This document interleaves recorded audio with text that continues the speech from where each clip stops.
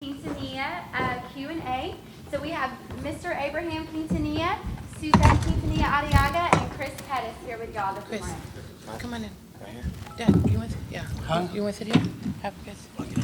I too. Hi, everyone.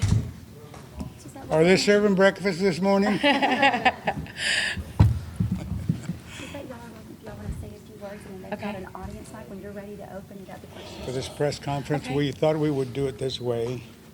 That way we can answer questions that everybody has. I want to say a shout out to Enrique Lopetegui, a real good friend, and some of the people here, we've seen them before throughout the years. And so, Chris Pettis, How you doing, everybody? Suzette, Hi. and AB couldn't make it this morning because AB just had shoulder surgery. And I think this weather is really hurting him even more so Yeah. with the shoulder. So, but he'll be able to perform, later on tonight. So we're. all right. Well, before you ask Andy, I just want to say on behalf of the family, I know that before we get into the Q&A of this interview, on behalf of the family, we would just want to thank the CCBB, all the sponsors, all the fans that have come from all over, literally all over, for this event. We're very excited about it. We're extremely humbled by it that so many people to this day, 20 years later, continue to love Selena. And, okay, Q&A. Hemos tenido la oportunidad de estar con Whoa! ustedes. How about some English here? There's a lot. I'm joking. Spanish. No. Mondo. Identifíquese de qué Oh, no. noticias son ustedes. Buenas tardes. Suzette, señor Quintanilla, Chris, of course, Selena forever. Thank you. I'm Bobby Villela, and I'm with Street Talk Magazine there in San Antonio. I want to have one question. I'm not going to take up too much. I want to have one question. As you know, as we all know, Selena inspired so many people, so many young ladies, so many young artists. And there's a lot of young artists coming up right now that want to emulate Selena. As they dance like her, they sing like her. What advice do you have to all these young ladies that have Selena in mind and they want to be like Selena? I'd like to answer that if you don't Go mind. Imitation is the best form of flattery, for one. Two, I think that everyone can create or within them have their own uniqueness. I think that it's a positive thing that people look up to her as a role model. I just say that Selena's message has always been the impossible is possible. If you have your family behind you, the best advice I can give young girls or any artist to make sure that your family is there behind you to support you what you're wanting to do, whether it be singing or becoming a doctor or Dancing. whatever it may be. So my best advice is also to practice. Well, I tell you, one of my questions is something we've talked about before, and I know it's been touched on before, and I'm sure a lot of people already have an idea as to what I'm talking about. The hologram idea, a Los Dinos reunion. Do we see that coming soon, and how soon? Okay. Let me correct you on that. Okay. It is not a hologram. Hello? Somebody, the first media guy that got a hold of it said hologram. It's not a hologram. It's a technology superior to the technology of hologram.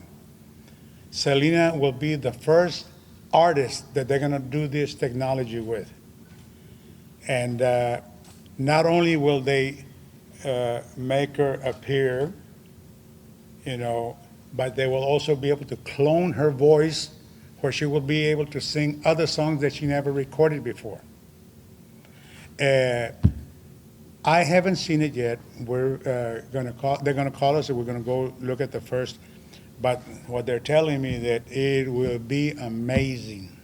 And we're really People will excited. be- We're really excited about this because I know that the company, other family members, famous family performers, their family had been wanting to have this technology maybe done on on their family member, if that makes any sense. How can I? Anyway, what I'm trying to say is that there's other artists that have passed away, that this technology will be applied to them as well. But the company Acrovert decided on doing Selena first. They felt that she merited it first, and so we're super ecstatic about that. And it's something I think that we're all going to be in awe of. So we're not only are her fans looking forward to this, so are we. It's going to be amazing to see her on stage again with you guys. Do we have any timeline on that? Any idea? We are looking at 2018, and it might be a little bit sooner than that, and maybe the latter part of 2017. We just don't know.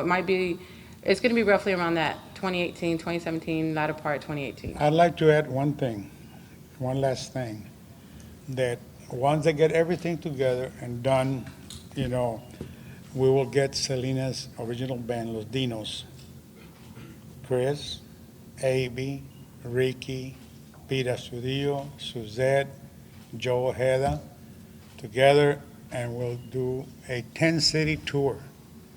And they will make Selena appear on stage and sing with the band. That being said, do we have the 10 cities selected yet? No. Not yet. To be announced soon. Will there be like a lottery, or do you just decide on that? I think it's something that we need to sit down and discuss and decide what We'll pick the cities. Just one quick question. It won't be McAllen, Texas. Fine. Okay, just real quick, one more question. This event, a huge event, enormous response, obviously, from people all over the world. I had people from Brazil, from Uruguay, from all over the world, contacting us on Facebook, wanting to come to this event.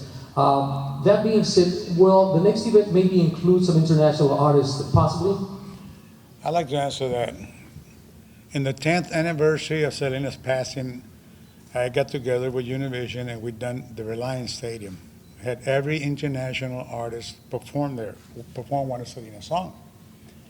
And afterwards, I got heavily criticized because Tejano artists, and Selena started out in the Tejano market. So this year, I made sure that we got nothing but Tejano groups. So I don't know the answer to your question, Mondo, because we don't know what next year will bring, basically. I mean, who knows? Right now, it's all about Tejano. And we love that. Thank Yes. you so much. We are Puro Tejano TV. Thank you. Yes, God bless thank you you. guys. Chris, love you, brother. right. And Abraham. Suzette. See you later, Mondo.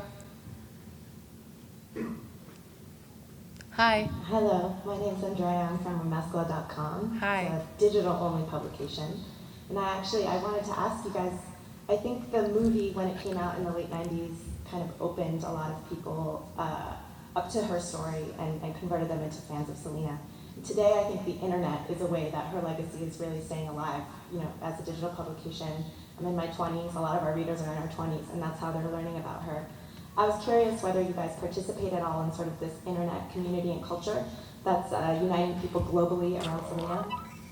And if you guys have any plans for how you plan to kind of use that to keep her memory and her legacy alive. Well, I think it's a great thing, the internet, and it kind of gives us a voice where we can actually interact with the fans on a personal level, which is, it wasn't like that when Selena was alive. I think also that she would have loved it and appreciated it and been a big part of it, but it's really important to be able to reach out to your fans and have that connection with them. And also the younger generations, I see kids with iPads and they're on the internet at restaurants and in their cars and what have you. In school nowadays, they have a lot of computers, so I think Selena has a special connection with them, especially the younger generation. I think as long as that keeps on happening, her legacy is just going to keep getting bigger and bigger. And I just think it's a good thing. The internet is helping out a lot with that. And do you guys, are you aware at all of kind of people who are making art and tributes and things online? Yes. Yes, I know I am. I'm a social guru. I'm just kidding. I love to watch, and I love to go into Instagram and see what people create. There's so much beautiful artwork that's being created on her, about her, and on her. So I think it also helps. That helps in a way. Everything that's going on social-wise with her legacy, like what Chris was saying. And the last 20 years, we have received at Q Productions, I mean, hundreds and hundreds of portraits that the Yes. fans paint, and they send them to us. And maybe one of these days we'll figure out how to display them so Yeah. that the public will be able to see them. And some of these paintings are amazing work. I mean, there's a lot of talented people out there. And do you guys have any plans to maybe digitalize any of the memorabilia, or, you know, we had the pleasure of going to the museum today and seeing so many amazing things there for fans who maybe haven't been able to travel to Corpus to be able to see some of those things? I don't think we're going to be doing that anytime soon. I don't know. Never know. That's a good idea, though. Okay, Thank so you. much. Have a good weekend.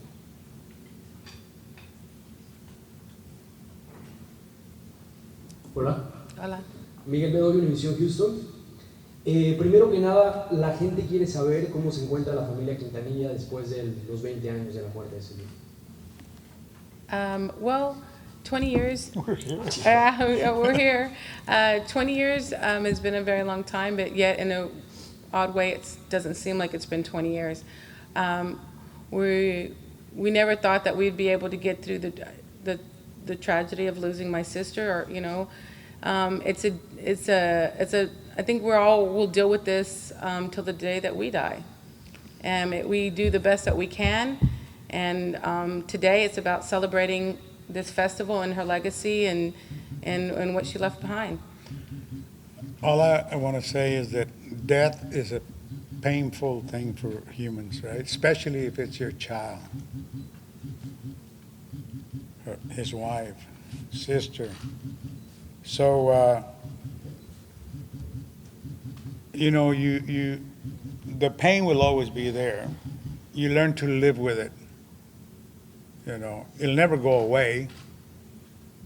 And there's moments that, me personally, I can see home videos of Selena and laugh at some of the things she would do.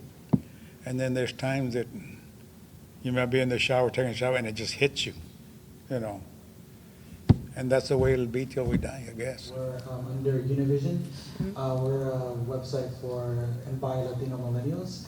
Our office is in Soho, Manhattan, and we're actually right next to the MAC offices. And on Thursday, we took Selena spelled balloons to the MAC office with an inspiration board because Cool.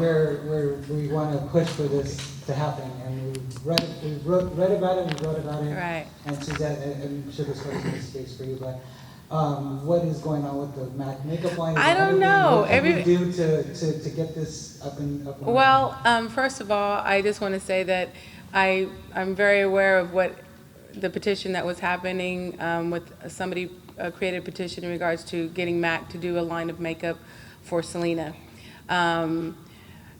The only thing I can say is that it opened our eyes to possibilities that maybe a line could be created. Is MAC the company?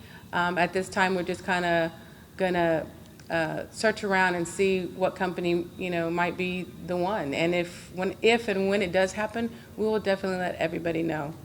So I'd like to hear you guys' opinion on where you see Tejano music, or I guess, growing up, I always listened to Tejano music. I knew who they were, and now it doesn't feel like that's as clear. And so I'd just like your opinion on who you would encourage us to go to. Well, Chris is performing rock now.